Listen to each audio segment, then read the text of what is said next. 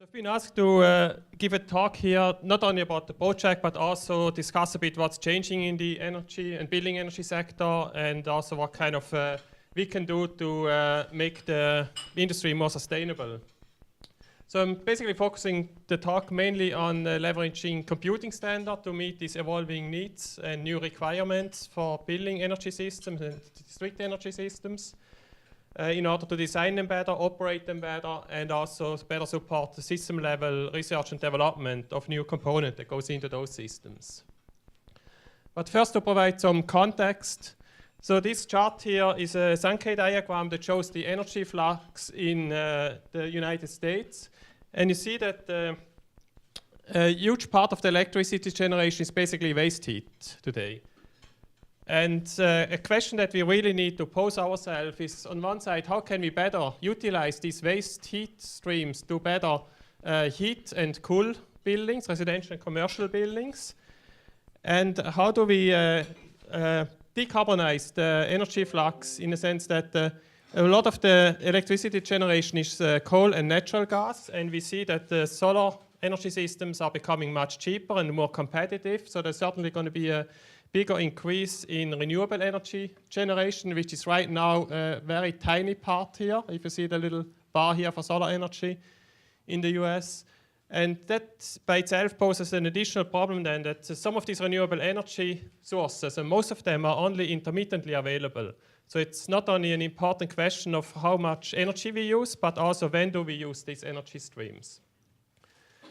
And we can probably also assume that the electricity consumption is going to go up in the US, also partially due to the electrification of the transportation industry that slowly happens now with more and more electric vehicles that become onto the street. And what you see here is electricity prices over a year in Germany. So that's hourly day-ahead electricity prices where you can bid into the market and bid how much energy you want to consume. And you see now a striking part that the average is relatively flat here, around 30 cents per kilowatt hours. But there are times where electricity is actually has a negative price, so you're going to be paid to use electricity. And conversely, there are a few hours where electricity spikes up to about 100 cents per kilowatt hours. So it becomes increasingly important not only how much energy you use, but how can you shift energy consumption to hours where there is an excess on the grid. And if you manage to do that, you can basically reduce your operating cost and also gain some profit through that. So another way to look at that is are two charts here from California. So the top one is the load duration curve, and it basically shows for the hours of the year how much hourly demand there is on the electricity grid. And the challenges that we have now in the energy sector is, on one side, how do we cut off this peak here? Because this one determines how much capacity you have to put onto the grid in terms of generation and transmission. So one means to do that is demand response, to try to reduce your load during peak hours and also shift energy consumption during off-peak hours. The other challenge is how do we reduce the consumption through increased efficiency. So basically, how do we move this curve here down? I think that are really the two problems that we are facing in the energy sector for buildings. A different view is the so-called DAC curve, and that's basically the daily energy load on the grid for California. And the different curves here are for the different hours. So the top curve here is 2012. The lower one is the middle one is 2013. And with increased penetration of renewable energy, what basically happens is that there's more production during the afternoon hours. So there's basically a lower load on the grid. But then once those PV systems come off the grid or reduce their consumption because the sun is lower or goes down, they basically produce less. But air conditioning systems are still on in the late afternoon hours, so you have this steep ramp here. And that by itself also causes a problem for the utilities because they have to bring on new capacity relatively quickly. And they also have to figure out how do we make use or store some of this excess production of PV. So that's basically the belly of the duck here, and that's the neck of what looks like a duck. And again, what we need to do here with the new systems is try to make this curve here flat and move it down through better efficiency. So later today we have a question whether the first law of thermodynamics is a good indication for sustainable economies. And I would argue it's a necessary condition, the first law, to look at that, but it's insufficient. And if you look at the old energy systems around 1980, you typically were mainly concerned about first law, you burned oil and gas. And second law efficiency was not that important. So you basically looked just at efficiencies of individual equipment.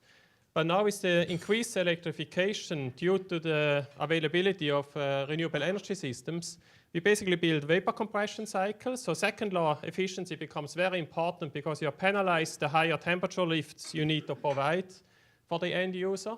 So suddenly the first law and the second law becomes more important so that you can use waste stream heat or you can use the ground as a heat exchanger for heating and cooling. So suddenly the Garner efficiency becomes a very important measure here for the system level efficiency. Similar for storage capacity and energy flux. So about 30 years ago we built those glassed palaces here, so office buildings with very high loads. Now what we see increasingly are energy storage plants. For example, here it's a chilled water plant at the University of Merced in California, and they have next to it a large chilled water tank so they can shift the load to night hours and run the chillers primarily during night. Other technologies are ground-coupled heat exchangers, where you see some buildings that only exchange heat with the ground and use that for comfort cooling. There are new materials emerging, for example, phase change materials that you can embed in your gypsum plates, and they solidify near room temperature. So now you can cool down a building using cold night air. Basically, make a phase change in these gypsum plates that have this paraffin capsule embedded. And during the day, when people get into the room, they pick up the heat, and you can, in some cases, cool a building without any mechanical cooling. And other trends that we are seeing is certainly batteries and electrification that changes how we need to design and operate those building energy systems.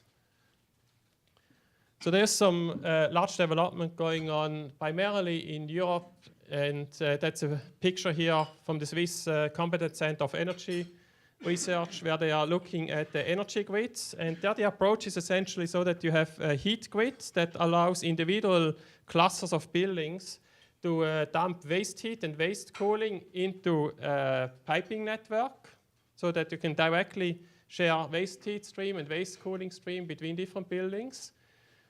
You have then the so-called energy hubs that connect clusters of buildings to the electricity grid and also to the gas grid.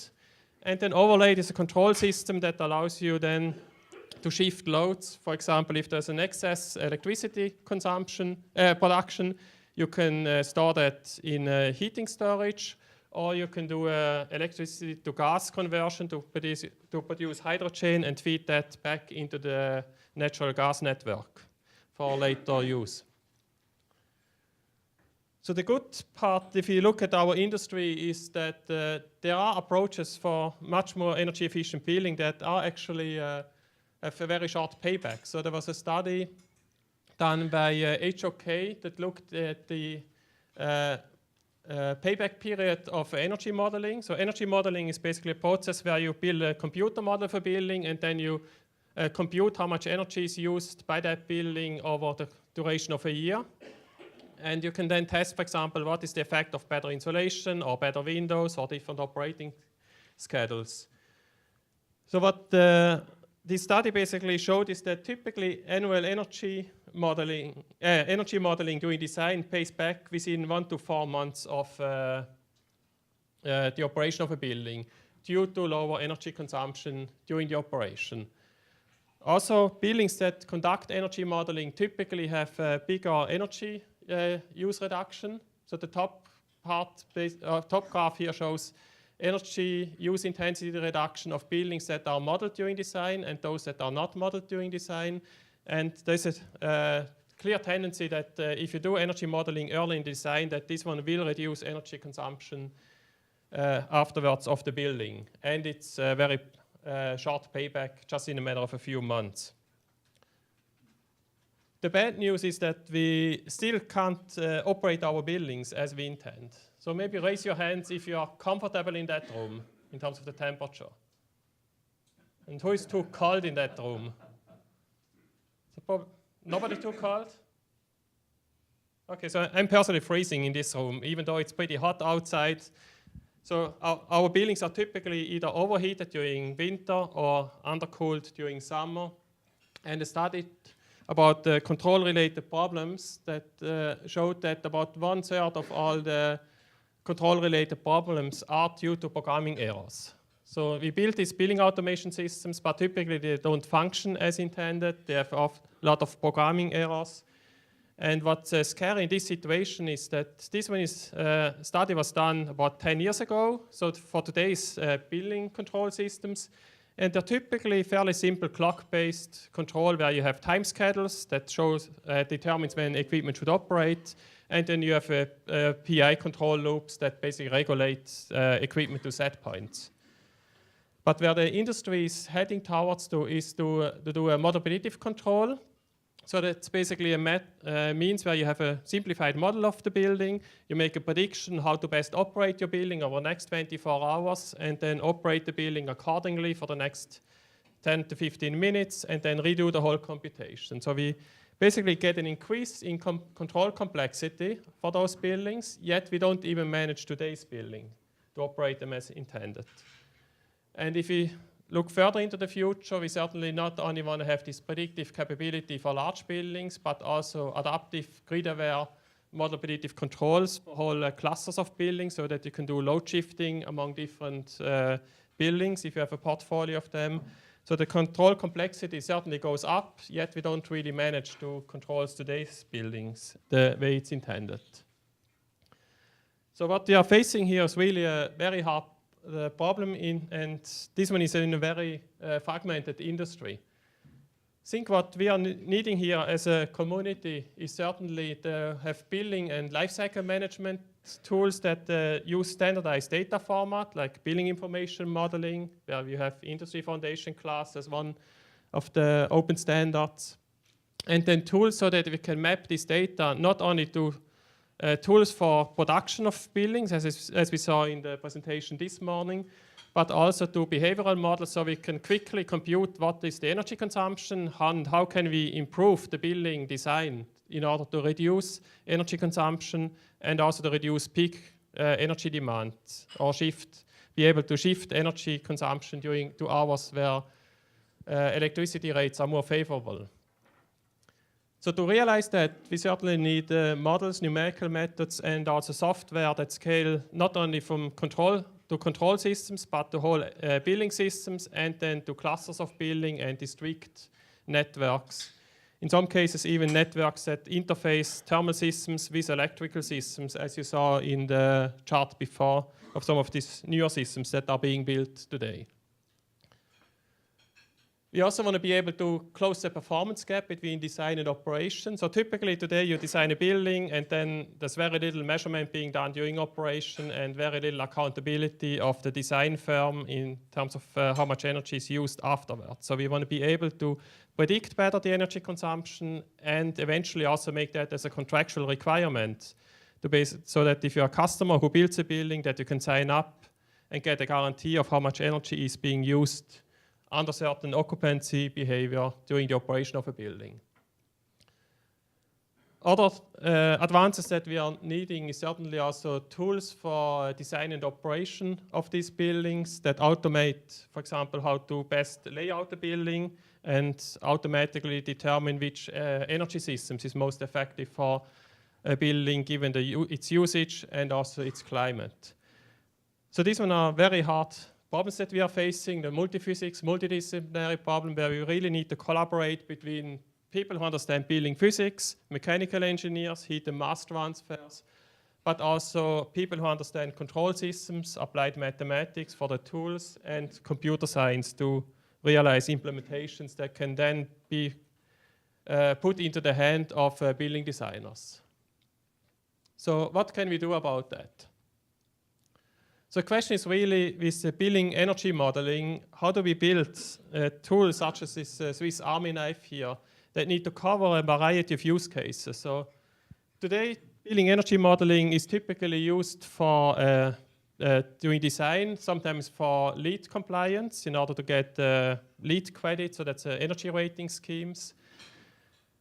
Some of the tools are also used for policy analysis to basically inform policy measures, but increasingly we also want to be able to use these tools for deep retrofit, to support the measurement and verification in buildings, to do model predictive controls, and also to do fault detection diagnostics in real time as the building operates. So this one really poses new challenges in terms of the energy modeling tool that have been historically designed or developed primarily for energy analysis, but now we want to use them also during the operation of the building to optimize the operation and to identify faults. So I think one way to achieve such new tools are basically focusing on 3 pillars. So in terms of the modeling tools, make sure they are built on sound mathematics so that we can leverage advances in numerical methods for those large-scale simulations that we need to construct. Then do an increased abstraction of how we formulate those systems and build the tools on computing standards so that we can leverage investments from the automotive and aerospace industry that typically invest much more in engineering tools for such complex systems. So on the IT standard side, we are lucky that there are some standards that are pretty well developed right now that we can leverage for buildings. So typically, if we talk about interoperability standards for buildings, most people immediately think about the building information model and Industry Foundation class or Green Building XML as 2 instances of that. But these standards typically represent static data. So they define what the building geometry is, what kind of material you have, what kind of windows you have installed, but there's very little known about the controls of the building and also nothing specified about the behavior of the building. For example, what's the efficiency of a chiller and how does this efficiency vary for different operating conditions, such as different flow rates and different temperatures. So there's another standard called Modelica, which is an equation-based object-oriented language that allows you to formulate differential equation and the algebraic equation, encapsulate them into these icons here, and then drag and drop the individual icons to build up a mechanical system, and afterwards conduct a simulation of this system in order to see, for example, how the energy consumption is and how the indoor thermal comfort changes with different control strategies. So there's quite significant investment happens in this language, and it's increasingly also used for buildings, but it's in a fairly immature state now in terms of its usage for building systems. There's another standard on the computation level. So once you have a whole computation software, the functional mockup interface standard standardizes how you can interact with that simulator through a C application programming interface and an XML file that allows you to discover what's input and output of the simulators, and then there are standardized functions so that you can set this input, advance time, and get output from the simulators. And again, that's supported by more than 90 tools, and this one is basically at the lower level. So once you already have a simulator, you can package it in this format. But if you can formulate your systems from scratch, you can basically now formulate them into this interoperable language called Modelica, and then generate different models for your particular use case. So why that's important is shown in this slide here. And I make an analogy in terms of the Lego. So in Lego, you basically have some building substrate. So it's typically your plastic die. Then some company is making these basic building blocks, and then your kids have some idea what they want to build, and they can assemble those blocks to realize, for example, a building. In the Modelica language, it's similar that a software developer or scientists can implement these basic equations, for example, energy conservation in this situation, package it in a graphical building block, and then with drag and drop, you can assemble and connect those blocks together to form, for example, a heat conduction problem where you have energy storage, heat conduction, and a temperature sensor. And then this graphical representation can be translated back to differential equation. There's a lot of computer algebra that happens, and eventually you can generate an executable either for simulation or for optimization. So depending on the use case, you can generate different code. And this one is starkly different compared to the way typically building simulations are written today, where you have Fortran or C routines, or you have a block diagram representation that are very hard to understand, and you have very little readability of such diagrams. So here you don't really know what's being modeled, whereas in this schematic view you typically see what is represented by the system. So we built over the last 5 years now a community to basically accelerate innovation of this Modelica and functional mockup interface standards, specifically for building energy systems and district energy systems.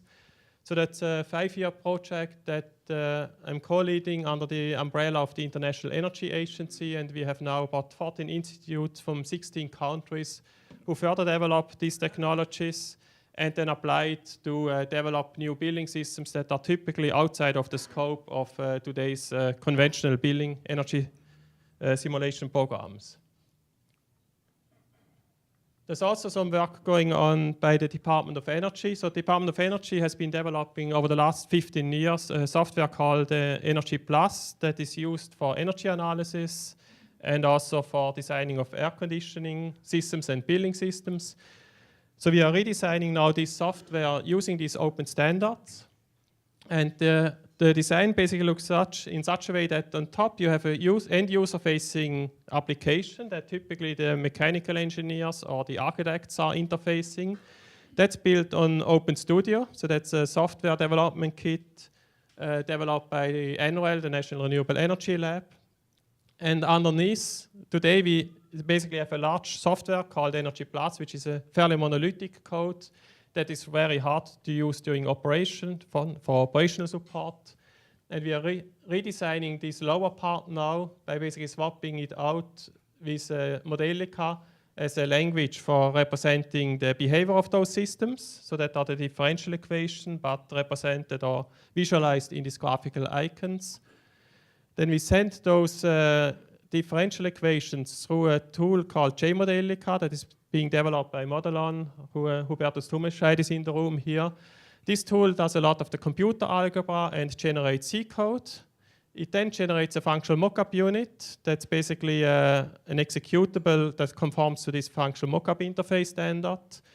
And we're using then this unit and link it up to new numerical methods that we are developing that should scale to very large system simulations or very large building simulation, and basically do a simulation then in a PyFMI simulator. And at the end, the results are being fed back to the end user so that the architect basically is hidden from the whole software stack underneath and sees the result at the end. This one has the advantage that the manufacturers then can also provide their own equipment model in this standard, or they can insert their own technologies. So it will be much faster than to look at new system architecture, which typically today takes about 5 years if a customer comes to us and basically wants to have a new feature being added to the Energy Plus. Whereas in this approach here, customers can directly develop Modelica models and plug it into that system and do analysis using the same software stack. There's also a path then for building operational support. So we have a project now that where we're using these models. We are developing machine-to-machine translation so that you can develop, for example, a control sequence, test them on a simulation model, and then upload it directly onto a building control system so that the same sequence that has been tested during design is being executed during the operation of the building. So this project is called Open Building Control. And that's a 3-year project that is just started a few months ago. And here the intention is again that the designer a mechanical designer can design a building system together with the control system. It will export this control specification in a vendor neutral format, so not tied to Siemens or ALC or Honeywell. And together with the control sequence, the designer will also export functional verification tests. For example, how fast does a building need to heat up? What are the maximum hours of discomfort that are being tolerated? And the control provider can then automatically implement this sequence into their product line, and during commissioning, the actual building as operated is verified against the design intent to make sure that the implementation is correct. So this one should then allow end-to-end quality assurance so that you can impose certain requirements during design and you verify them during the operation of the building. So this end-to-end verification is standard practice today for automotive and aerospace industry, but it's not done for buildings really. There's very little commissioning happens, and typically commissioning is just a point check where you look at the system for a few hours or you look at trend logs, but there's no standardized process of verifying formal requirements during the operation of the building and then enforce accountability during the whole delivery cycle of the building. Another challenge that we are facing here as the building community is also how do we bridge the gap between the modeling world and the optimization world. So typically what we are seeing is that relatively sophisticated models being developed by building physicists for air conditioning systems or for electrical systems. There are also repository for optimization algorithms developed by mathematicians and applied mathematicians who have expertise in numerical methods. And the challenge is really how do we create a framework so that we can bridge the silos of the mechanical engineers with the applied mathematicians and develop framework for combining models for optimization. And there's some work going on now in making such frameworks that allows you to, again, drag and drop component models for mechanical systems or energy systems, put them into a Python framework, and then run it through a JModelica tool, which is basically not only an environment for simulation, but it also has support for optimization. And the benefit here is, again, that because we have all the equations expressed in the form of differential equations, JModelica can do a lot of computer algebra with these tools. And in some tests that we ran a couple of years ago, we basically were able to solve an optimization problem with this approach in 8 seconds, which would otherwise, with a conventional optimization method, take about 5 hours. So that allows us then to also do more model predictive control in buildings and do that fast enough so that we can redo this computation every few minutes. For example, as new data come in about the occupancy of a room, or when as new data come in about future electricity prices, so that we can continuously optimize the operation of the building and make the building operation more dynamic given the current boundary condition and market signals. So what's next is basically we are ramping up this 5-year project that we conducted under the International Energy Agency to further develop this Modelica and FMI standards and tools for the building community.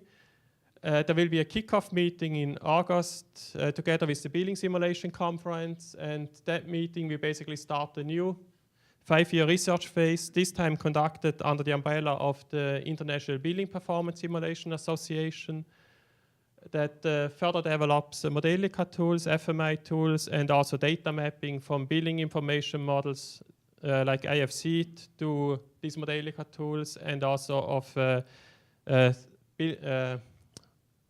information models like CityGML that can capture the infrastructure of cities and map those data representation from CityGML to Modelica so that we can look at the effect of district heating and cooling networks and analyze, for example, where they are most effective to be built. So what we envision then over the next 5 to 10 years is to build tools like indicated here, where you would start with CityGML, so it's a data representation of where the buildings are in your city and also what kind of vintage the buildings have. We want to be able that the energy consultant draws afterwards, for example, where you would have a heat exchanger with a body of water, like the San Francisco Bay. You could put certain energy storage into the city, draw networks, for example, piping networks, so you could use bay water from the San Francisco Bay for cooling of office buildings. And at the end, you basically want to press a button so that the tool optimizes the system design and quantifies the performance of different technology solutions.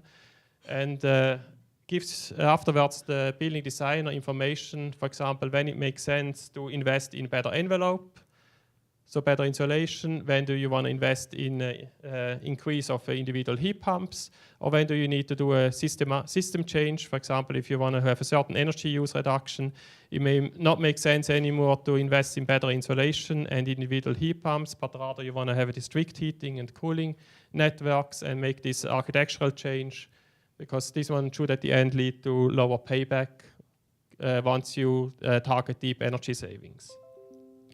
So this one will be quite difficult operational tools to build in terms of the mathematics that need to go in and the computer science, but that's what our industry is heading to on the research side. And the question would be, how can we develop these tools, make them fast enough and package them so that they can give it to the hands of the mechanical engineers that at the end should be using such buildings to inform urban retrofits.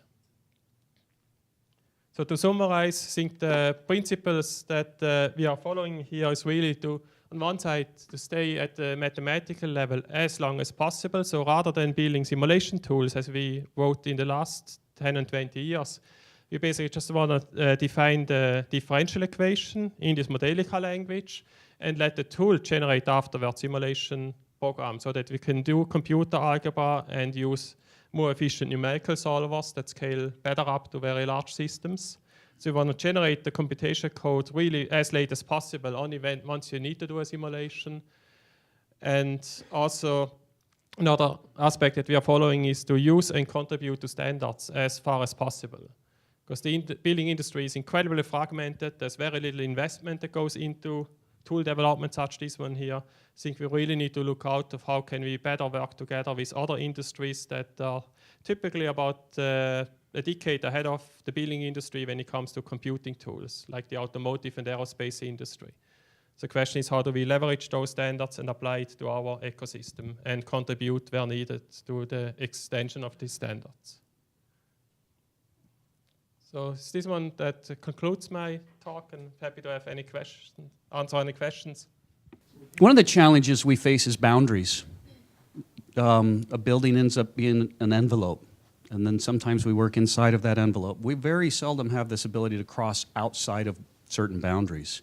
And yet these systems are all optimized at different scales. So a huge challenge is policy-related and law-related and contract-related in terms of actually moving a building's energy system from the building into an eco-district, for example, and then different systems optimize at different scales. How do you see us dealing with the policy issues and the contract law issues that will enable this to happen? Yeah, I think at the end we certainly need to figure out who is the main stakeholder who can make money and also drive afterwards those policy changes. So we are aware of that in the US it's very hard to just make a pipe underneath the street, and that often stops some of those projects. Mm-hmm. In some cases you can do some district systems in a smaller context, for example a city block.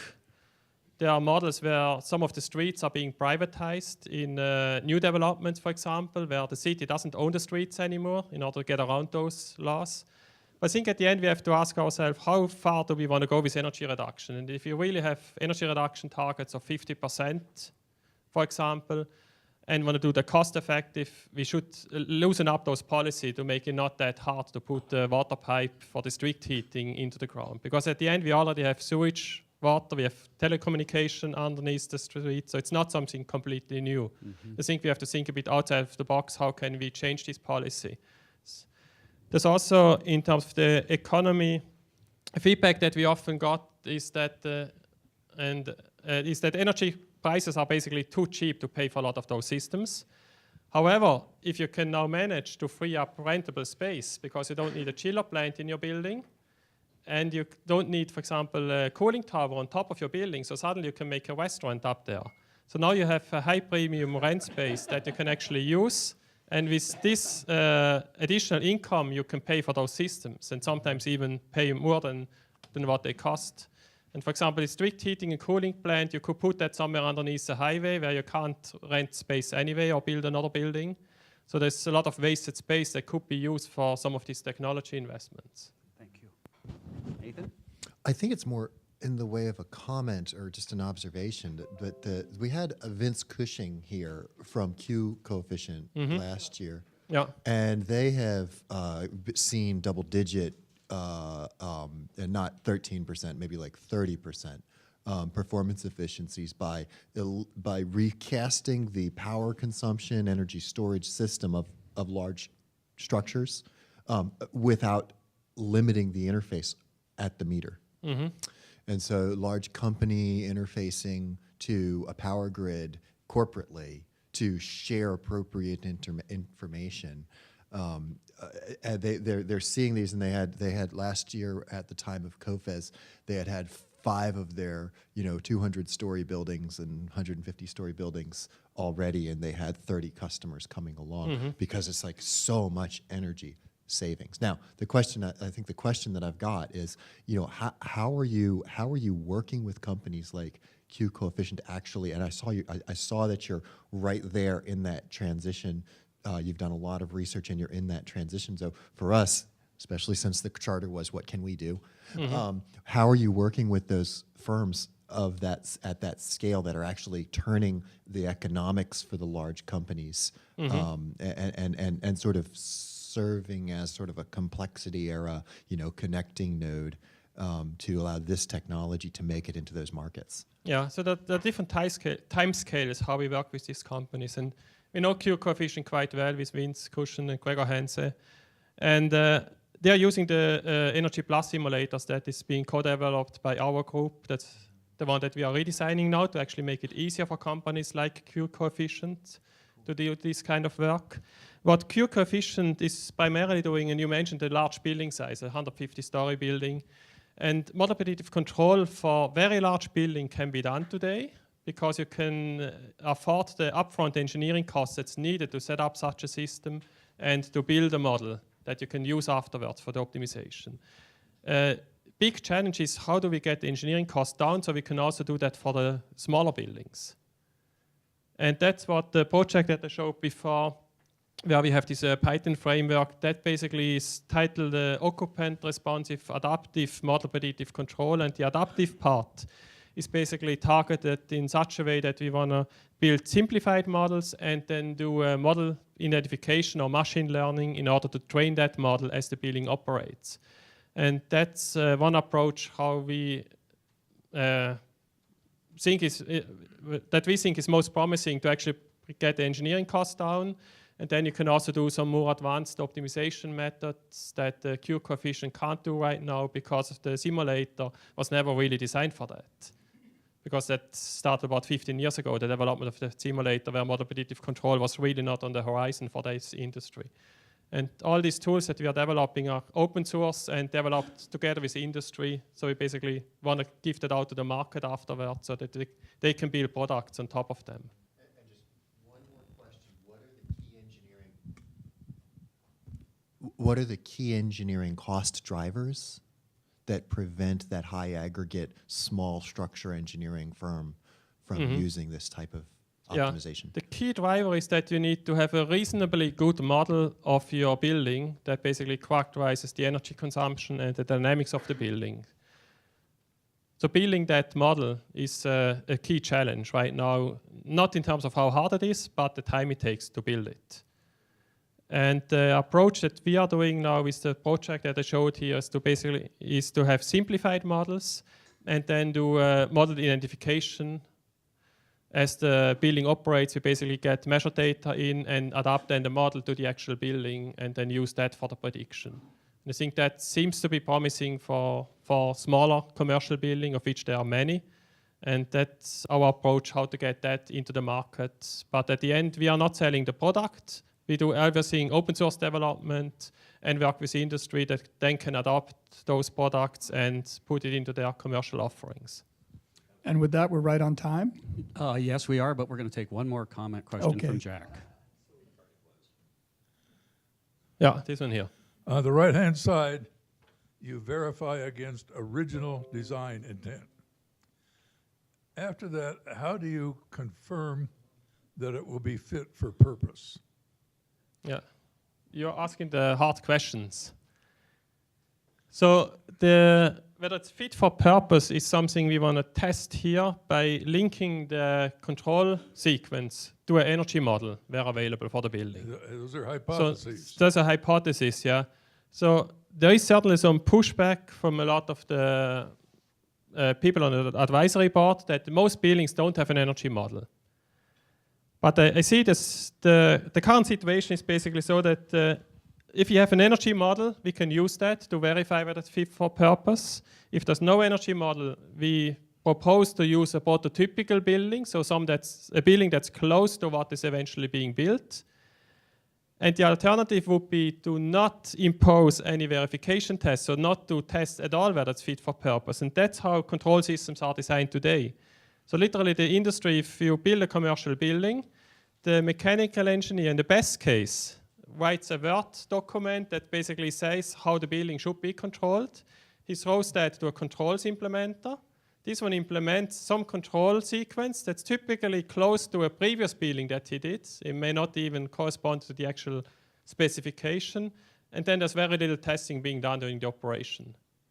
I think we want to raise the bar through that somewhat. And one hypothesis that we have in our project is that if large building owners basically mandate certain energy performance and also comfort in the building, they can put that upfront as a requirement, and that should then lead to a better design, because at the end, during the verification, if it fails to meet this requirement, someone is liable for that. So you basically want to create pressure from the large building owners onto the design industry to make sure that the buildings are being designed more energy efficient and operate better. And another aspect that we try to achieve here is a large cost of the control configuration is basically for the point-to-point mapping, basically connecting sensors to control sequences and then control signals to the activator. So a question somewhat orthogonal to that project, but we're also targeting that is how can we automate those labor-intensive tasks and put that into our workflow, because then this increased automation basically frees up engineering cost or labor that we can use for the upfront design to make the design better of the system. Okay, no. Then a year after, when you get all this built and running, and you come back a year later and figure out what you really should have done, how do you make that change? Then we want to change the control specification and as needed and re-upload it to the building again. In the best case, if you are a mechanical engineering firm and you knew or saw now after a year that you actually made a mistake, that your control sequence was just wrong, you can recodify that and put it back in a library. So for the future project, you have the newer sequence. So you allow for continuous improvement. Okay. And basically, like in the automotive industry, essentially. So you make a mistake once, but then you encode the correction in software and reuse that in the next project. And even spread it through all the field offices if you're a large commercial company. Good. Yeah. In the process control industry, we're using the notion of digital twin. Right, yeah. Right. Yeah. And Same so as the here, yeah. building manager then, that becomes his or her workbench. Yeah, that's our vision, basically. It's our digital twin to have that, and also for controls. Yeah.